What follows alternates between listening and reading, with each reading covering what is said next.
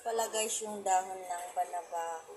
Hugasan muna natin bago pakuluan. Herbal leaves. Maganda daw po ito sa may mga karamdaman. Ayan, papakuluan na natin siya guys.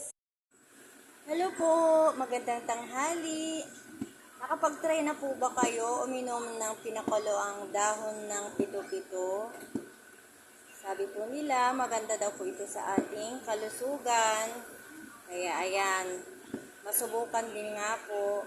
Thank you for watching.